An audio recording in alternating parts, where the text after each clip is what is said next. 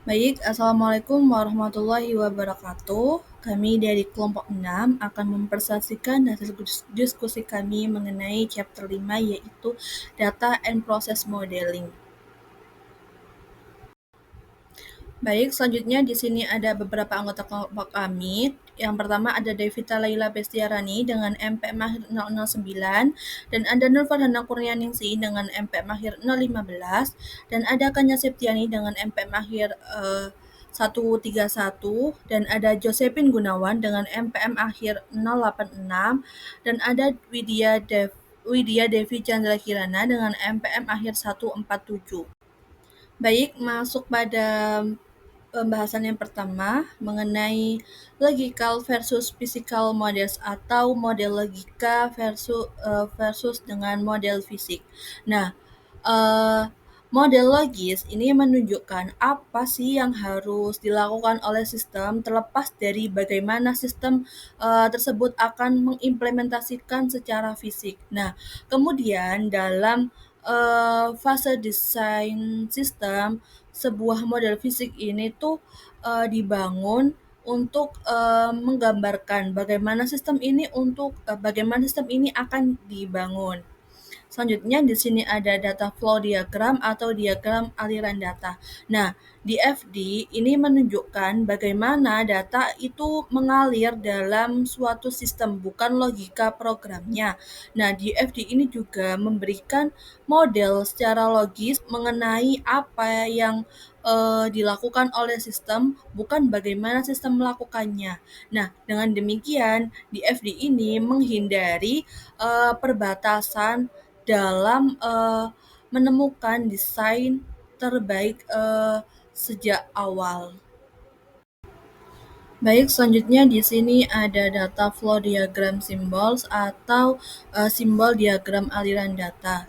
Nah, DFD ini menggunakan 4 simbol dasar yang mempresentasikan proses aliran data, penyimpanan data, dan entitas. Nah, terdapat beberapa versi simbol DFD yang berbeda, tetapi semua memiliki tujuan yang sama terdapat pada gambar di samping. Di sini tuh terdapat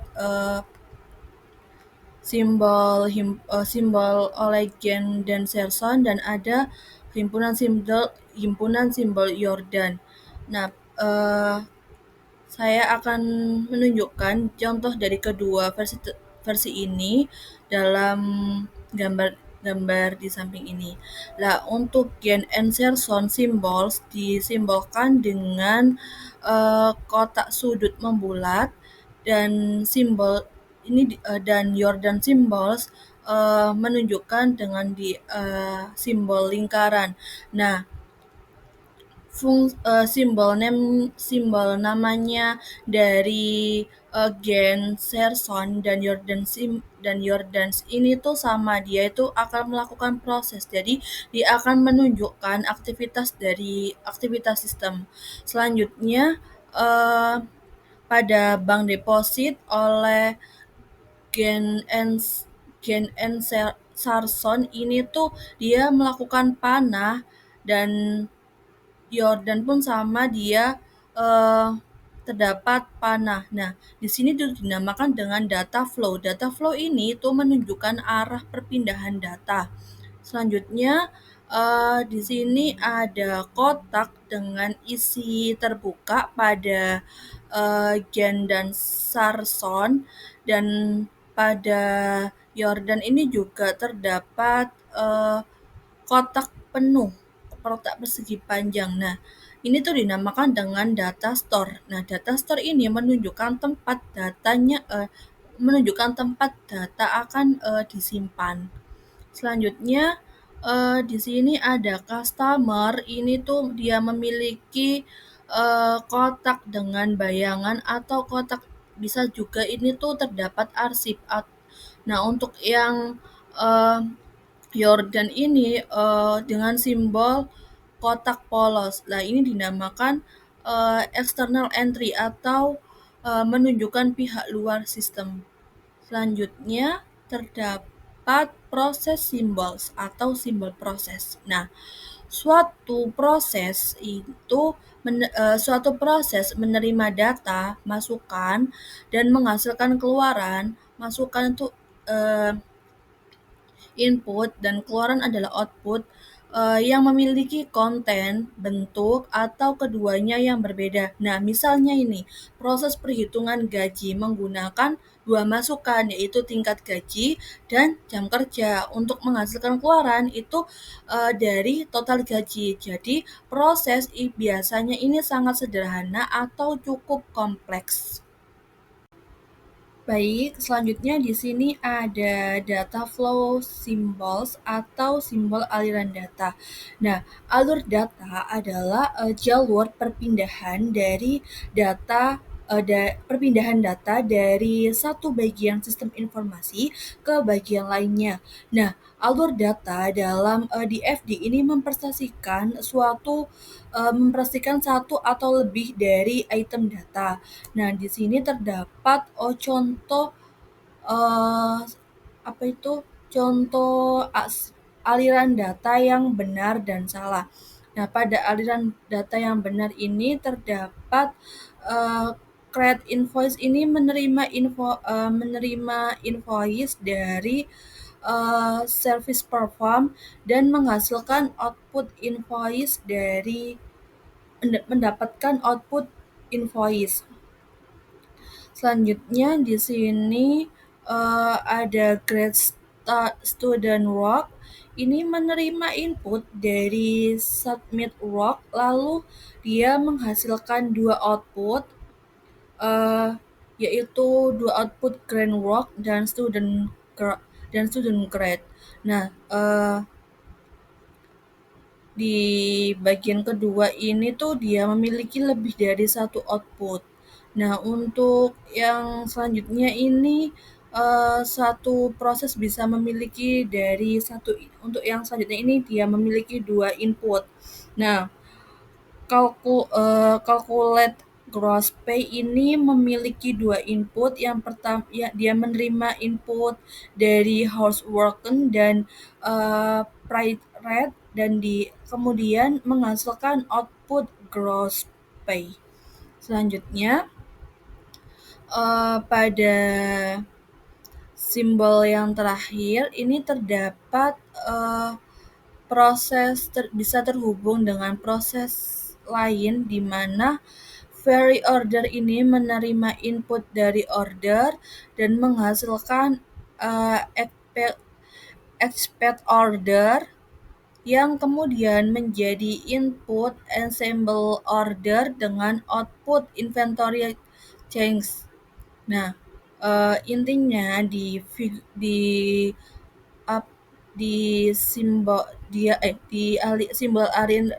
aliran data dan proses ini tuh menunjukkan bahwa setiap proses itu mengubah data sehingga setidaknya ada satu aliran data masuk dan keluar. Nah, untuk proses itu biasanya punya lebih dari satu input dan maupun output tergantung kebutuhan sistem. Nah, di FD juga menekankan hubungan antar data dan proses bukan detail logika internalnya saja. Selanjutnya pada simbol di FD yang salah ini dalam menggambarkan hubungan antara data flow dan proses di dalam DFD. Di sini terdapat apply insurance-nya itu insurance premium ini hanya memiliki output payment hanya memiliki output payment tanpa input. Nah, ini tuh disebut dengan spontaneous generation process. Nah, proses yang muncul tiba-tiba tanpa ada data masukan sehingga tidak logis. Jadi ini tuh merupakan simbol yang salah. Selanjutnya di sini ada calculate gross pay ini hanya memiliki input saja, yaitu hours broken menginput ke calculate gross pay tanpa dia melakukan output. Nah, ini tuh disebut dengan black hole process. Nah, black hole process ini proses yang menerima data tetapi tidak menghasilkan apa-apa. Selanjutnya ada calculate grade. Calculate grade ini tuh uh, input date of birth input date of birthday ini tidak sesuai dengan output final grade. Nah, ini tuh disebut dengan process, di mana process ini ada input tetapi input tersebut tidak mungkin menghasilkan output yang ditunjukkan. Nah, intinya pada proses ini tuh setiap proses ini harus punya input dan output yang logis. Nah, kesalahan umum dalam DFD itu tuh yang pertama yaitu dia tidak ada proses tanpa input, yaitu spontaneous generation, dan black hole proses tanpa output, dan gray hole proses dengan input yang tidak realistis untuk menghasilkan output. Selanjutnya di sini ada data store symbols, di mana data store symbol ini penyimpanan data yang digunakan dalam DFD untuk mempresentasikan data yang disimpan sistem karena satu atau lebih proses perlu menggunakan data tersebut di lain waktu. Di sini terdapat simbol dari penyimpanan data yang benar di diagram aliran data dan diagram aliran data yang salah. Pada aliran data yang benar ini terdapat aturan utamanya itu setiap data store harus memiliki minimal satu aliran data masuk, yaitu incoming data flow, dan satu aliran data keluar atau outgoing data flow. Nah, di sini terdapat contoh gambarnya itu daily payment menerima data daily payments dari proses prepare deposit dan mengeluarkan data post payment. Selanjutnya, untuk account of variable ini menerima invoice detail dari create invoice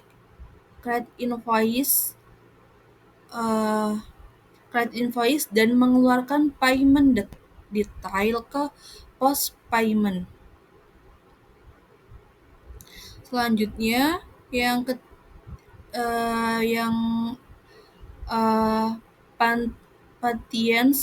Pantiens itu menerima administration form dari admin Pantian dan mengeluarkan data berupa symptom dan treatment ke proses diagnosa dan perawatan. Nah, intinya itu setiap data proses ini harus punya hubungan dua arah, data masuk dan data keluar. Untuk bagian yang salah ini tuh menunjukkan pelanggaran aturan penggunaan data store, di mana pada cross ini tidak punya aliran data masuk, hanya keluar ke student. Nah, seharusnya tuh dia punya data awalan gitu. Untuk student ini tidak punya aliran data keluar, hanya menerima dari cross. Untuk daily payment dan post payment, dua data store ini dihubungkan langsung tanpa proses di antaranya. Hal ini tuh salah dikarenakan data harusnya melalui proses. Selanjutnya, book flight and passengers ini hanya punya aliran data satu arah sehingga melanggar atau minimal satu input dan output. Nah, intinya itu data store tidak boleh berdiri pasif, hanya mengirim atau menerima, dan tidak boleh dihubungkan langsung tanpa proses. Jadi pada kesimpulannya, untuk data yang benar, setiap data store itu ada data masuk dan data keluar serta dihubungkan dengan proses. Untuk data yang salah itu, data store itu tanpa melakukan input dan output atau langsung terhubung antar data store tanpa proses, itu merupakan proses yang salah. Nah, selanjutnya di sini ada entry simbol atau simbol entitas. Nah, entitas adalah sumber entitas entitas eksternal atau tujuan dan data di luar sistem yang dimodelkan. Nah, fungsinya itu untuk memberikan masukan ke sistem atau menerima keluaran dari sistem. Nah,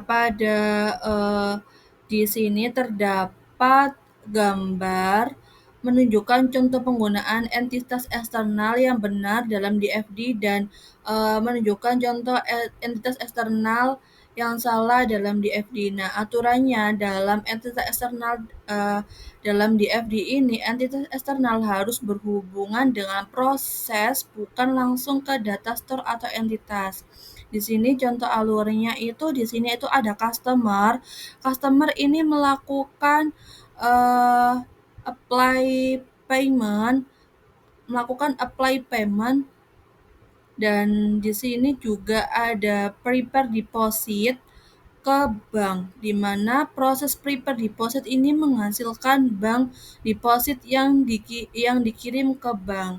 Selanjutnya ada customer and ke dia mengirimkan dan keluar dan customer mengirimkan order, kemudian proses verifikasi order, mengirim kembali invoice ke customer. Selanjutnya di sini juga ada employee verifikasi time card dan create paycheck.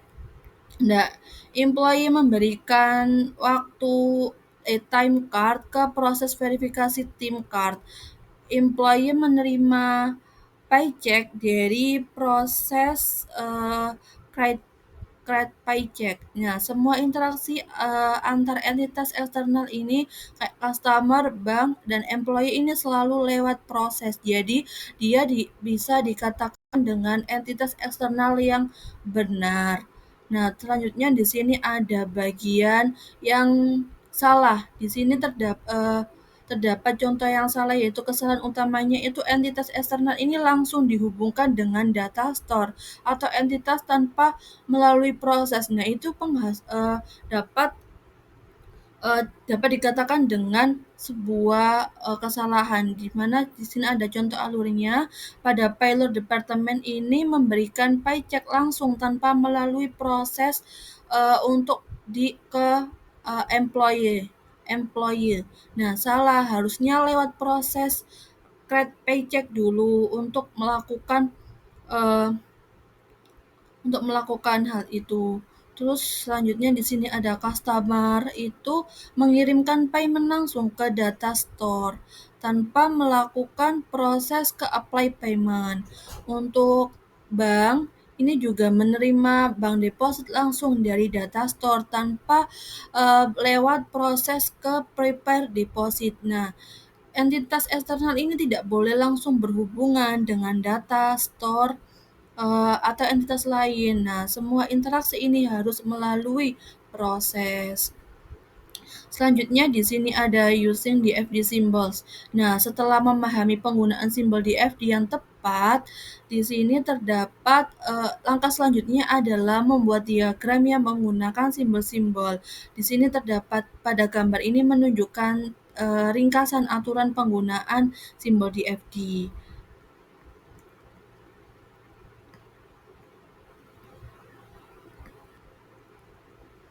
Di sini terdapat gambar yang di samping ini yang di bawah ini menjelaskan aluran data flow yang benar dan yang salah. Nah, dalam data flow diagram.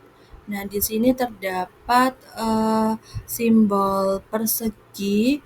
Ini tuh dia melakukan dua proses boleh saling bertukar data. Nah, ini tuh dia dikatakan benar. Karena contohnya itu proses melakukan input order ke data, langsung dia melakukan proses verifikasi order. Selanjutnya ada proses dan external entitas. Nah, proses ini proses ke entitas eksternal ini menerima data dari entitas eksternal atau mengirim data ke entitas eksternal. Contohnya itu seperti customer entitas ini mengirim order, lalu dia melakukan proses input order atau proses send invoice, lalu mengirim invoice ke customer. Selanjutnya yang ketiga yaitu proses penyimpanan data ke data store atau mengambil data darinya.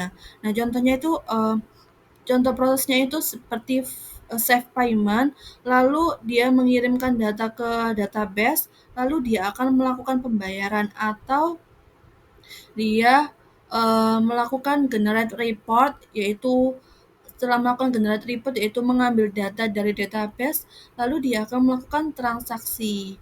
Selanjutnya di sini ada aluran data yang salah juga, yaitu pada external entity ke external entity. Ini entitas tidak boleh langsung bertukar data satu sama lain, harus lewat proses. Contoh yang salah itu seperti customer ini langsung kirim data ke bank tanpa yang seharusnya itu customer itu melakukan proses apply payment, lalu dia akan mengirimkan data ke bank.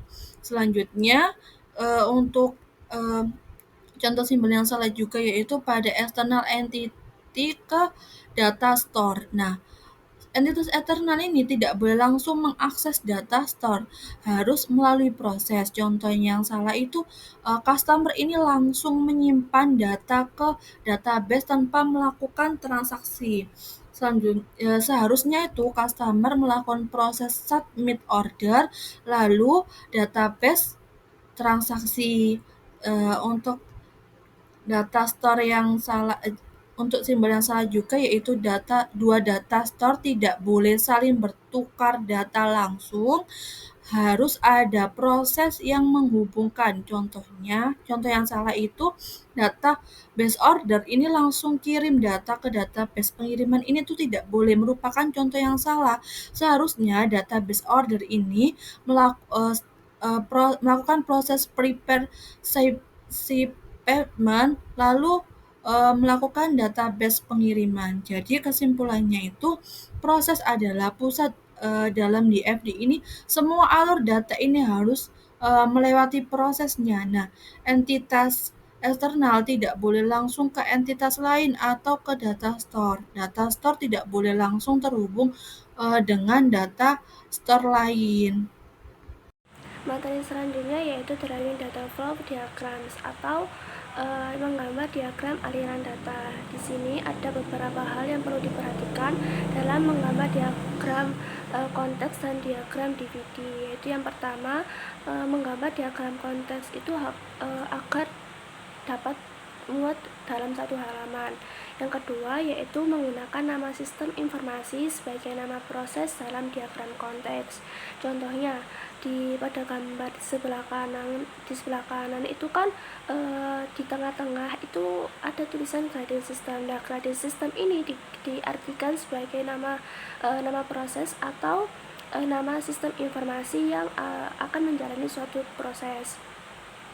Yang ketiga yaitu menggunakan nama yang unik dalam setiap rangkaian simbol.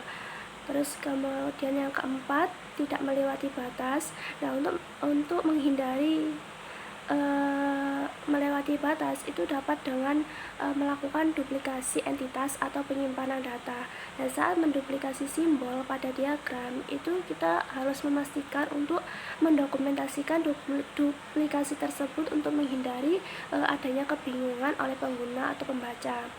Kelima yaitu memberikan nama dan nomor referensi yang unik untuk setiap prosesnya. Keenam yaitu dapatkan masukan dan umpan balik pengguna sebanyak mungkin untuk memastikan bahwa diagram itu telah akurat, mudah dipahami, dan telah memenuhi kebutuhan pengguna. Dan selanjutnya yaitu ada drawing a context diagram atau menggambar diagram konteks. Nah, diagram konteks sendiri merupakan tampilan tingkat atas dari suatu sistem informasi yang menunjukkan batasan dan cakupan dari suatu sistem. Nah, untuk menggambar diagram konteks sendiri itu dapat dimulai dengan menempatkan satu simbol proses di tengah halaman. Dan satu simbol proses di tengah halaman ini sama kayak pada gambar ini diartikan sebagai grading system. Nah, simbol tersebut itu mewakili keseluruhan sistem informasi dan diidentifikasikan sebagai proses 0 atau proses dimulainya proses-proses yang lain. Nah, kemudian tempatkan entitas sistem di sekeliling halaman dan gunakan aliran data untuk menghubungkan entitas tersebut ke proses pusat. Jadi tempatkan entitas sistem di sekeliling halaman ini contohnya kayak student record system, student ataupun instruktur. Sedangkan aliran data ini itu kayak panah-panah ini yang menunjukkan dari suatu proses ke beberapa entitas, itu dinamakan aliran data. Nah, untuk menentukan entitas dan alur data mana yang akan ditempatkan dalam diagram konteks, itu dapat dimulai dengan melihat persyaratan sistem untuk mengidentifikasi semua sumber dan tujuan data eksternal. Nah, di gambar di samping ini merupakan contoh dari diagram konteks tentang sistem penilaian. Nah, di mana diagram konteks untuk sistem penilaian ini, grading system diartikan sebagai pusat diagram atau pusat prosesnya. Nah, ada 3 entitas, yaitu ada student record system, student, dan instruktur. Nah, ada interaksi antara proses pusat grading system dan entitas ini melibatkan 6 alur data yang berbeda, yaitu entitas student record system ini menyediakan data melalui class roster dan menerima data melalui final grade. Nah, sedangkan untuk entitas student itu menyediakan data melalui aliran data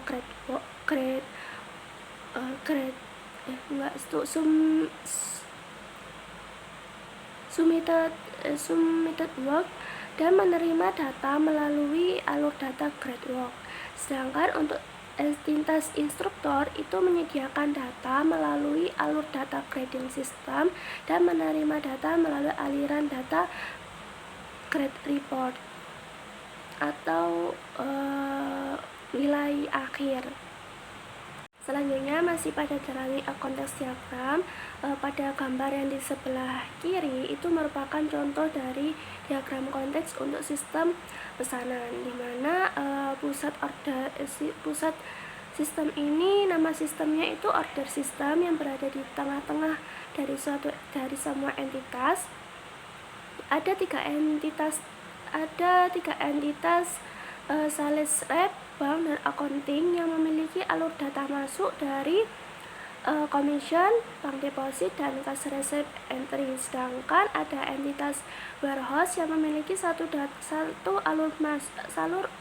alur data masuk dari picking list, dan ada customer yang memiliki memiliki 2 alur data masuk dari invoice dan order reject notice. Nah, pada gambar di sebelah kanan itu masuk ke dalam drawing diagram 0 DVD.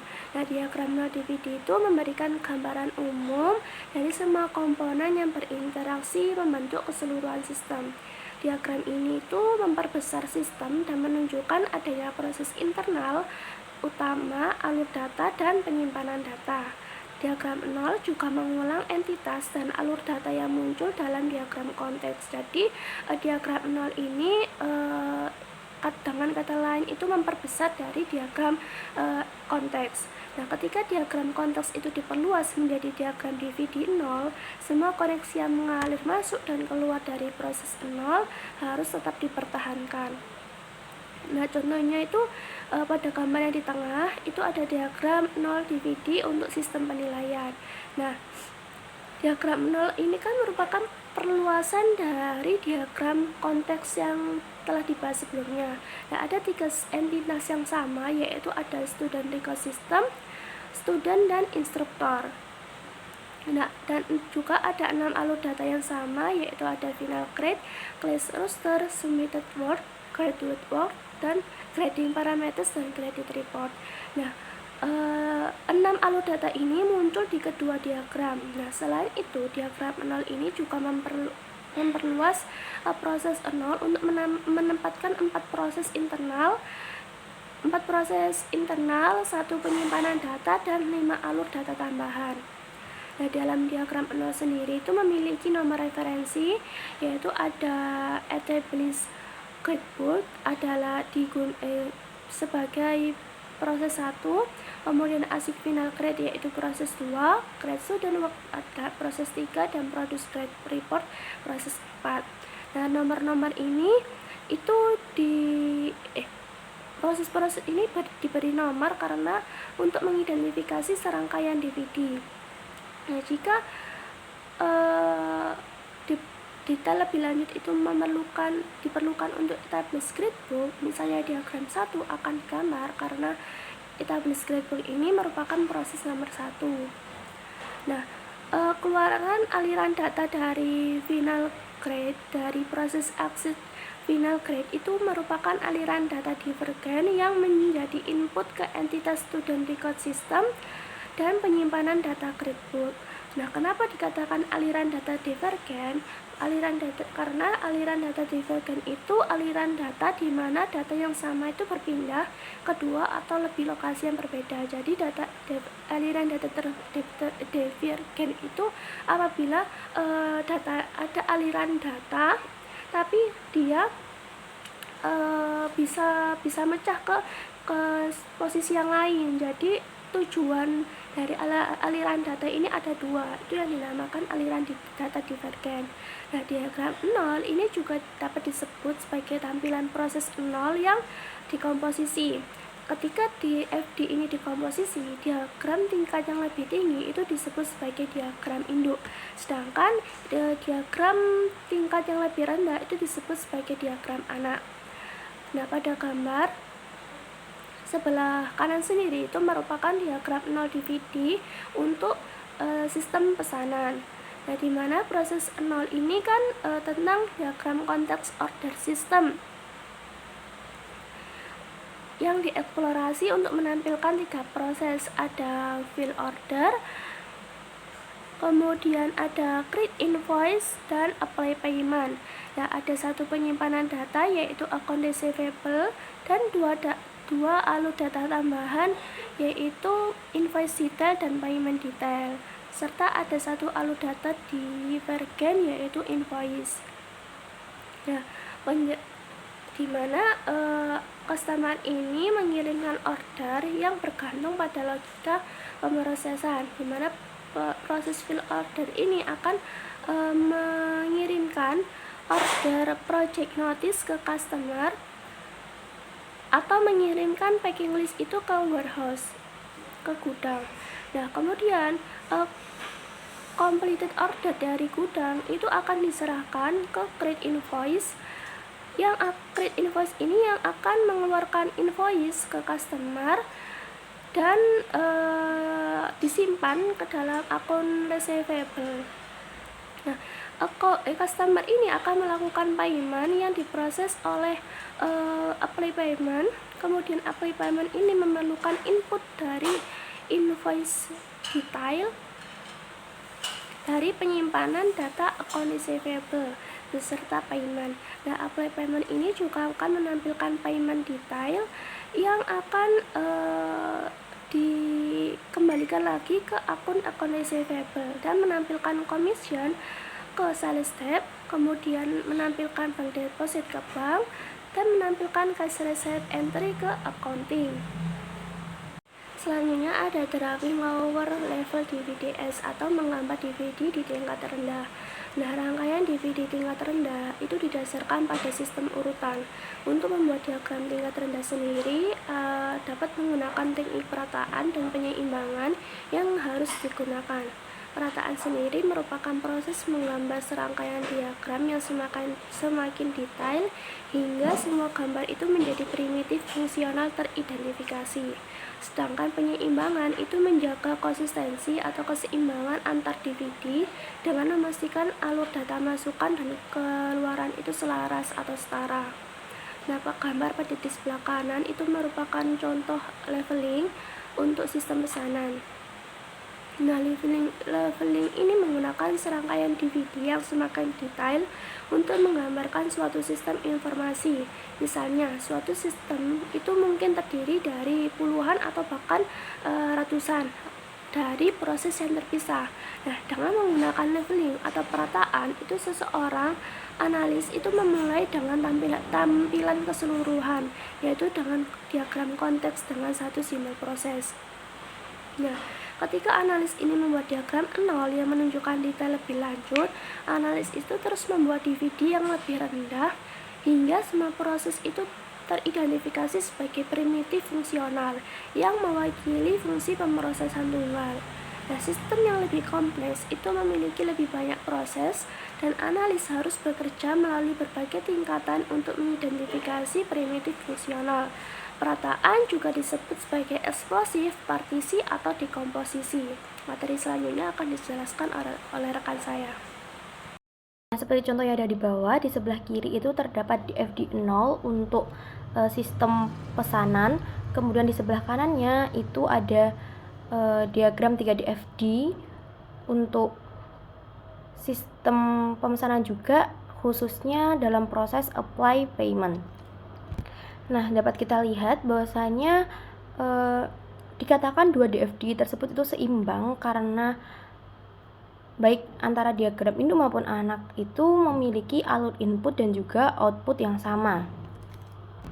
Nah, yang membedakan di sini mungkin untuk di FD0 itu untuk apply payment-nya itu tidak dijelaskan secara detail. Kemudian untuk pada diagram 3DFD-nya itu lebih dijelaskan secara detail. Namun keduanya itu dapat kita lihat juga melalui tanda panah bahwasannya keduanya itu memiliki kemiripan di mana hanya terdapat satu aliran data masuk dari entitas eksternal dan juga 3 aliran data keluar ke entitas eksternal.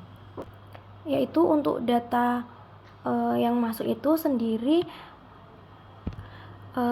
sama-sama hanya berasal dari customer, kemudian untuk data keluar itu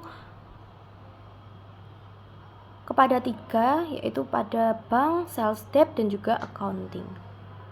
Di sini ada data dictionary atau kamus data, di mana kamus data atau repository data itu merupakan gudang informasi pusat dari sebuah data sistem. Nah, analis ini menggunakan kamus data ini untuk mengumpulkan, mendokumentasikan, dan mengatur fakta-fakta spesifik tentang sistem, termasuk isi aliran data, penyimpanan data, entitas, dan juga proses.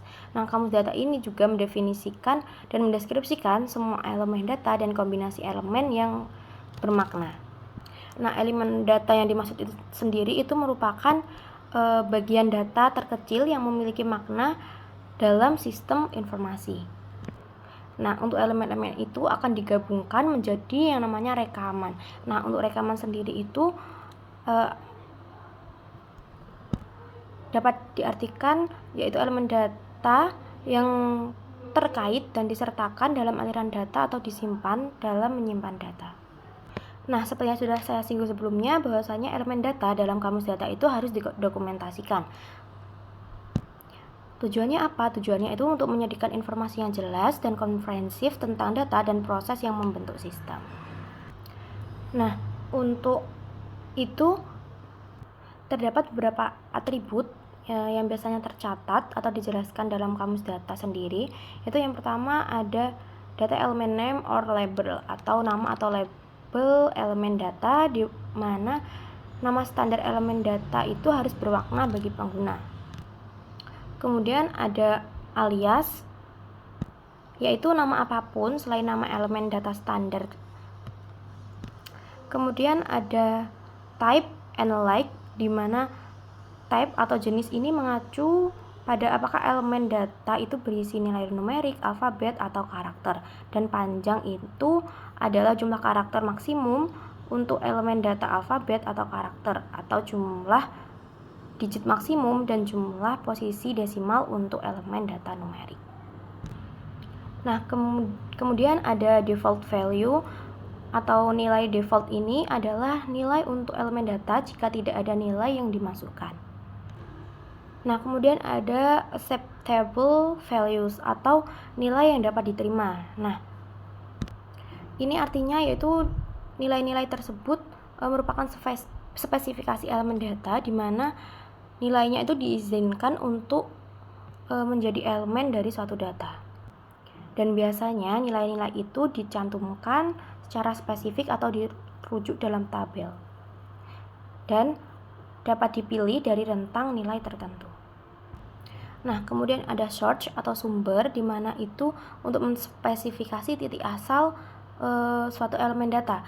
Misal sumbernya itu apakah dapat berupa formulir tertentu, departemen atau organisasi luar, atau lain sebagainya. Kemudian ada juga security atau keamanan, yaitu untuk mengidentifikasi apakah ada individu atau departemen yang memiliki akses atau hak istimewa untuk melakukan pembaruan dalam setiap elemen data. Kemudian ada responsible user atau pengguna yang bertanggung jawab, yaitu untuk mengidentifikasi pengguna yang bertanggung jawab untuk memasukkan dan mengubah nilai elemen data. Ada juga description and comment, yaitu deskripsi dan komentar, bagian dari dokumentasi untuk mengizinkan entry catatan tambahan. Baik, di sini selanjutnya ada documenting data flows atau mendokumentasikan aliran data. Nah, selain kita harus mendokumentasikan elemen data, untuk semua alur data dalam kamus data itu harus didokumentasikan. Beberapa atributnya yaitu ada data flow names or label atau nama atau label aliran data, di mana nama aliran data ini seperti yang tertera pada DFD. Kemudian ada description yang menjelaskan alur data dan tujuannya. Kemudian ada alternative name atau nama alternatif atau alias untuk nama alur data DFD. Kemudian ada origin atau asal, di mana awal DFD atau sumber untuk aliran data.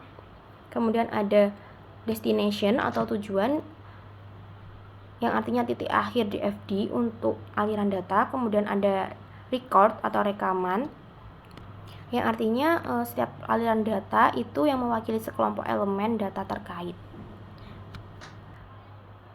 Kemudian ada volume and frequency atau yang menjelaskan jumlah kejadian yang diharapkan untuk aliran data per satuan waktu. Kemudian ada juga documenting the data source. Documenting the data store atau mendokumentasikan penyimpanan data. Nah, ada juga beberapa atribut karakteristik umum untuk penyimpanan data. Itu ada data flow name or label, nama atau label penyimpanan data. Kemudian ada description yang menjelaskan penyimpanan data dan tujuannya. Kemudian ada alternative name. Ada juga atribut, di mana nama DFD standar yang masuk dan atau keluar dari penyimpanan data. Ada juga volume and frequency yang menjelaskan perkiraan jumlah rekaman dalam data penyimpanan dan seberapa sering diperbarui.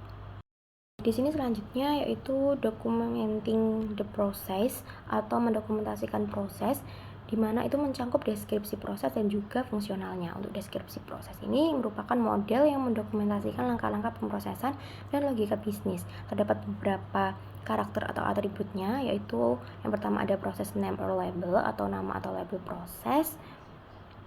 Kemudian ada description yang menjelaskan deskripsi pernyataan singkat tentang tujuan proses. Kemudian ada proses number atau nomor proses yang merupakan nomor referensi yang mengidentifikasikan proses dan menunjukkan hubungan antar berbagai tingkatan dalam sistem. Kemudian ada proses description atau deskripsi proses, yang bagian ini itu mencangkup alur data input dan juga output.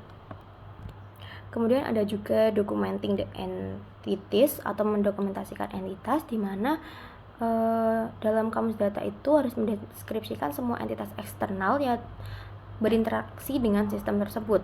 Nah, terdapat beberapa atribut atau karakternya, yaitu yang pertama ada entity name atau nama entitas itu sendiri. Kemudian ada description atau deskripsi yang menjelaskan entitas dan tujuannya. Kemudian alternative name atau nama alias dari suatu entitas itu.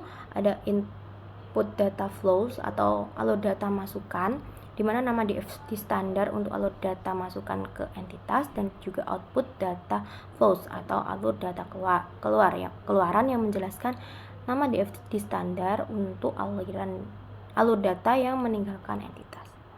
Baik, selanjutnya ada mendokumentasikan catatan. Dengan mendokumentasikan semua entitas, kamus data dapat mendeskripsikan semua entitas eksternal yang berinteraksi dengan sistem. Nah, karakteristik umum suatu entitas itu meliputi yang pertama, nama rekaman atau struktur data, yaitu nama rekaman seperti yang muncul dalam entry alur data dan penyimpanan data terkait dalam kamus data.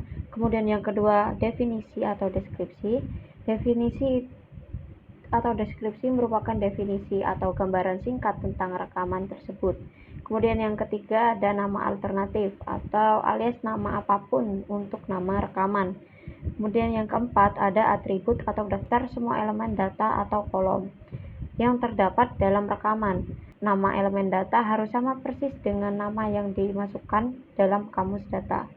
Nah, di sini ada contoh gambar dari mendokumentasikan catatan. Lalu selanjutnya ada data dictionary report atau kamus data, laporan kamus data. Jadi laporan yang bisa dihasilkan dari kamus data itu antara lain yang pertama adalah daftar alfabetis semua elemen data. Kemudian yang kedua ada deskripsi tiap elemen data serta siapa yang bertanggung jawab mengelola, menginput, mengupdate, atau menghapus. Kemudian yang ketiga ada laporan elemen data yang dipakai dalam aliran atau penyimpanan tertentu. Dan yang keempat ada laporan detail karakteristik data, record, aliran data, proses, atau komponen lain. Kemudian kita masuk ke pembahasan selanjutnya yaitu alat deskripsi proses dalam desain modular. Deskripsi proses mendokumentasikan rincian primitif fungsional yang mewakili serangkaian langkah pemrosesan dan logika bisnis tertentu. Ketika primitif fungsional dianalisis, langkah-langkah pemrosesan dipecah menjadi unit-unit yang lebih kecil dalam proses yang disebut desain modular. Dengan menggunakan seperangkat alat deskripsi proses, sebuah model dibuat dengan akurat, lengkap, dan ringkas. Alat deskripsi proses yang umum itu mencakup bahasa Inggris terstruktur, tabel keputusan, dan pohon keputusan.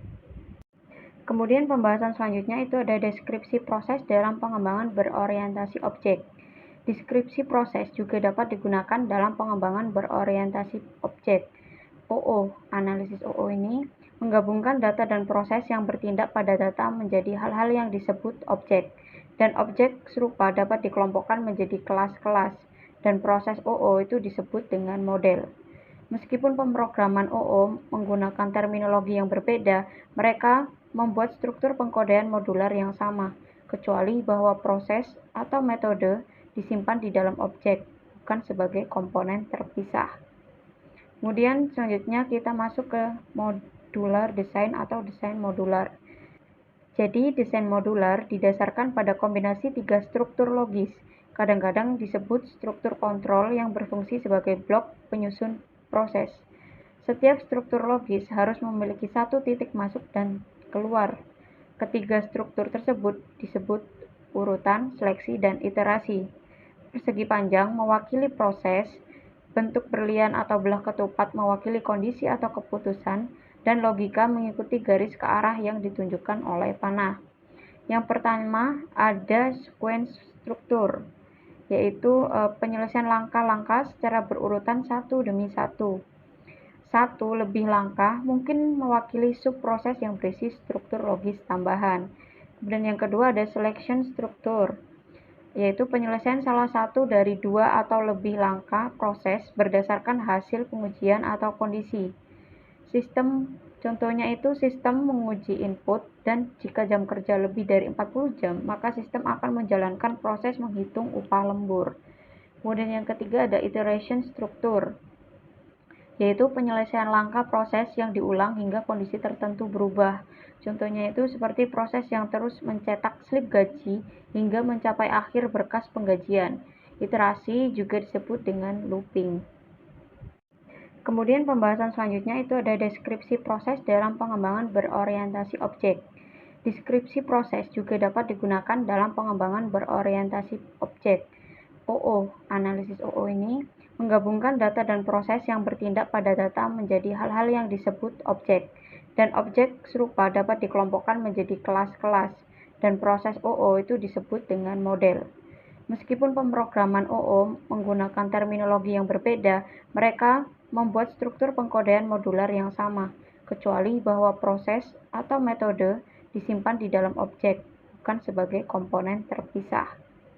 Kemudian selanjutnya kita masuk ke modular design atau desain modular.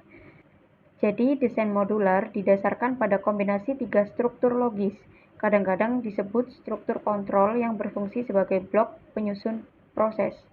Setiap struktur logis harus memiliki satu titik masuk dan keluar. Ketiga struktur tersebut disebut urutan, seleksi, dan iterasi. Persegi panjang mewakili proses, bentuk berlian atau belah ketupat mewakili kondisi atau keputusan, dan logika mengikuti garis ke arah yang ditunjukkan oleh panah. Yang pertama ada sequence struktur, yaitu penyelesaian langkah-langkah secara berurutan satu demi satu. Satu lebih langkah mungkin mewakili subproses yang berisi struktur logis tambahan. Kemudian yang kedua ada selection struktur, yaitu penyelesaian salah satu dari 2 atau lebih langkah proses berdasarkan hasil pengujian atau kondisi. Sistem contohnya itu sistem menguji input, dan jika jam kerja lebih dari 40 jam, maka sistem akan menjalankan proses menghitung upah lembur. Kemudian yang ketiga ada iteration struktur, yaitu penyelesaian langkah proses yang diulang hingga kondisi tertentu berubah. Contohnya itu seperti proses yang terus mencetak slip gaji hingga mencapai akhir berkas penggajian. Iterasi juga disebut dengan looping. Nah, kemudian di sini ada tabel dengan 2 kondisi. Jadi ketika mendokumentasikan suatu proses pasti ada sebuah possibility yang nanti bakal di list. Nah, di sini ada 2 kondisi dulu. Jadi kalau semisal ini ada contohnya, ada pesanan. Nah, di sini 2 kondisinya. Yang pertama, orderannya akan diterima kalau produknya ada stoknya, dan kondisi kedua kalau kredit customernya statusnya masih oke, masih baik-baik aja. Itu. Tapi kalau semisal dua-duanya ini nggak memenuhi atau salah satunya nggak memenuhi, maka orderannya akan ditolak. Nah, di sebelah kanan ini ada tabel untuk pembagiannya. Di sini ada yang diterima dan yang ditolak, keterangannya yang di bawah itu. Jadi pertama dimasukkan dulu tentang syarat-syaratnya, ada di atas, ada 2. Tadi kan membahas kredit status, terus satu lagi membahas soal stok produknya. Nah, kalau semisal ini kondisi pertama, semisal kredit statusnya oke, terus produk stoknya juga masih ada, maka orderannya diterima. Tapi kalau semisal kondisi kedua, kredit statusnya oke tapi barangnya nggak ada, maka pesanannya juga akan ditolak karena nggak memenuhi salah satunya. Demikian juga dengan nomor 3 sama. Kalau misal kredit statusnya nggak oke dan produknya ternyata ada, tetap akan ditolak karena kredit statusnya yang membuat jadinya ditolakin tadi. Kemudian yang keempat, kalau semisal dua-duanya nggak memenuhi, maka ya pasti ditolak. Kemudian yang berikutnya ada yang lebih kompleks lagi. Di sini tabel dengan 3 kondisi. Kalau tadi cuma 2, sekarang ada 3. Kalau semisal di sini kondisinya adalah yang pertama, orderannya diterima kalau produknya ada di stok dan customer kreditnya juga statusnya oke. Ini masih sama kayak yang tadi. Tapi ada tambahan, kalau semisal nanti di sini kredit manajernya juga masih ada keringanan untuk kredit statusnya. Kalau misalnya nggak oke, ya sudah nggak apa-apa, orderannya masih akan diterima gitu. Nah, di sini ada, jadinya lebih kompleks, ada 8 kemungkinan jadinya. Di sini kita bahas satu persatu. Di sini yang pertama, kalau semisal semuanya 3-3 yang memenuhi, maka orderannya pasti diterima karena memenuhi. Tapi yang kedua, kondisinya kredit statusnya oke, produknya ada, tapi untuk keringanannya tidak ada. Ya, karena kan kredit statusnya di sini kan nggak ada masalah kan, jadi maksudnya ya bisa langsung diterima. Nah, tapi kondisi yang ketiga adalah kalau semisal kredit statusnya oke, tapi barangnya nggak ada. Demikian juga dengan nomor 4, barangnya nggak ada. Kemudian entah itu dia ada keringanan atau kompensasi atau enggak sama sekali, 3 dan 4 kan Y dan N. Maka orderannya tetap akan ditolak karena yang menjadi penentu utama kan sebenarnya kredit statusnya sama apalagi produknya. Produknya di sini nggak ada kompensasi atau alternatif apapun. Kemudian yang kelima, kalau semisal kredit statusnya nggak oke, tapi di sini barangnya ada, tapi kemudian di sini ada yang tadi keringanan atau kompensasi dari kredit manajernya, maka itu masih bisa diterima karena masih ada kompensasinya, masih ada alternatifnya dari permasalahan yang pertama kredit status tadi, maka pesanannya masih bisa diterima. Sedangkan kebalikannya nomor 6, kalau misal kredit statusnya udah nggak oke, ternyata juga kredit manajernya juga nggak ada alternatifnya, maka pemesanannya juga nggak bisa diterima karena dua-duanya terkait kredit status nggak ada satupun yang memenuhi. Kemudian yang ketujuh juga sama, penentu utamanya sebenarnya di sini karena produk stoknya nggak ada sama sekali, 7 dan 8. Kemudian kredit statusnya udah nggak oke. Terus untuk kredit manajernya entah itu ada atau tidak, itu tetap nggak akan diterima karena produk stoknya nggak ada. Nah, kemudian di sini yang berikutnya masih sama membahas yang tadi, tapi di sini kan ada 8 kemungkinan. Dan ada beberapa hal yang mungkin sebenarnya nggak perlu, makanya dikasih tanda strip. Misalnya kasih contoh, kalau kredit statusnya oke, di bawahnya itu kan Y, kemudian Y, bawahnya lagi baru strip. Kredit statusnya oke, maka ya nggak perlu bahas soal kredit manager karena kredit statusnya nggak ada masalah untuk nomor 1 dan 2. Kemudian untuk nomor 3 dan 4, kenapa di strip atas bawah? Karena yaitu sesuatu yang fix, pasti nggak diterima orderannya karena produknya nggak ada. Demikian nomor 7 dan 8 juga sama. Untuk produknya nggak ada, maka pasti fix ditolak, jadi semuanya dikasih strip aja nggak masalah. Kemudian untuk nomor 5 dan 6, 5 dan 6 nggak ada yang di strip karena ini ada yang berkebalikan. Kalau semisal kredit statusnya oke, kredit manajernya kredit statusnya nggak oke, kredit manajernya ada, maka masih bisa diterima. Tapi kalau semisal nomor 6, kredit statusnya udah nggak oke, kredit manajernya nggak ada, kemudian hasilnya ya dia ditolak meskipun produknya, stoknya tersedia. Nah, terus bawahnya lagi ini adalah sesuatu yang untuk lebih singkat aja, karena di sini ada 8 kemungkinan dan sebenarnya bisa dirangkum. Sini untuk yang pertama itu kombinasi dari nomor 1 dan 2 karena sebenarnya sama-sama Y, untuk kredit statusnya oke, produk stoknya masih ada, dan untuk kredit manajernya sama-sama nggak ada, jadi bisa digabungkan. Kemudian yang nomor 2 itu untuk bahasnya nomor 5. Jadi nomor 5 dan 6 kan tadi sesuatu yang berbeda. Perbedaannya ada di waiver from credit manager. Maka yang nomor 2 ini membahas nomor 5, yang nomor 3 akan membahas yang tadi nomor 6.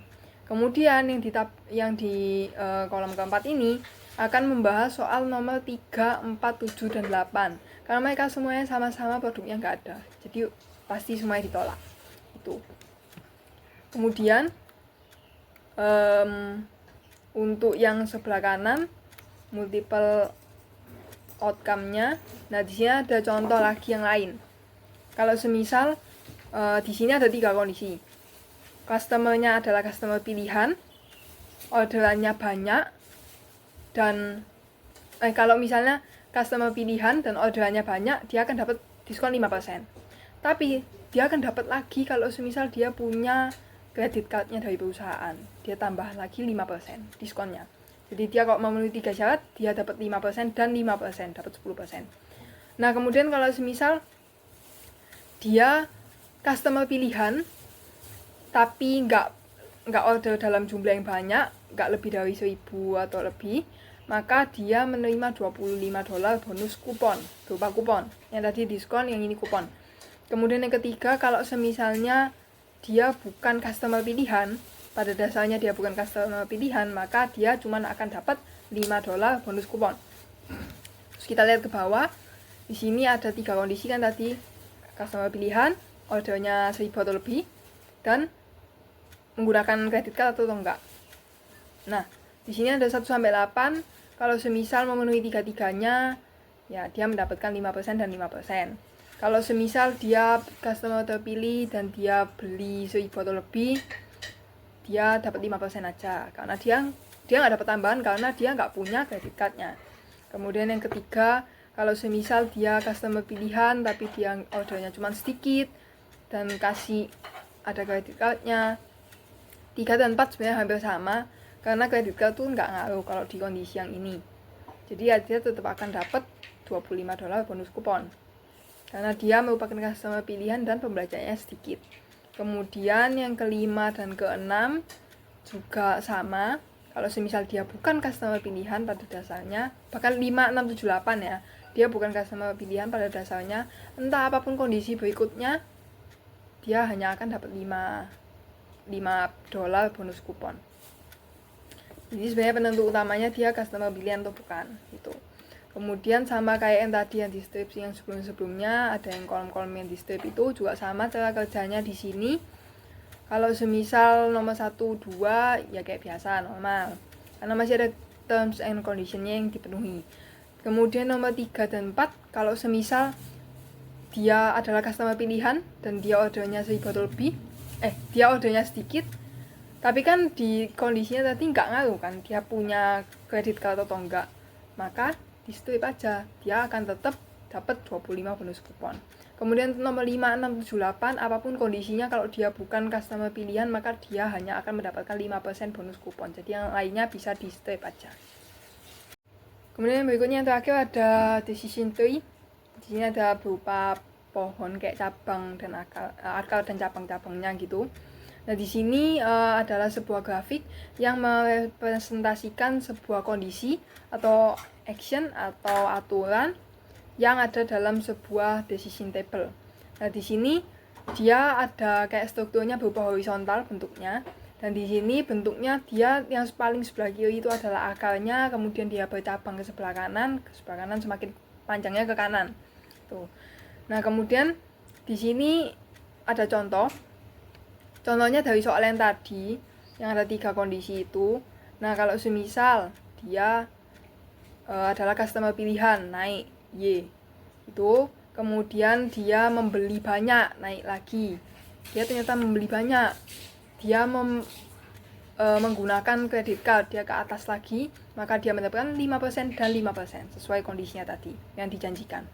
Tapi kalau semisal dia customer pilihan, dia belinya banyak tapi dia nggak pakai kartu kredit, ya sudah, dia dapat 5% aja, yang penting dia udah memenuhi 2 kondisi pertama. Nah, kondisi berikutnya kalau semisal dia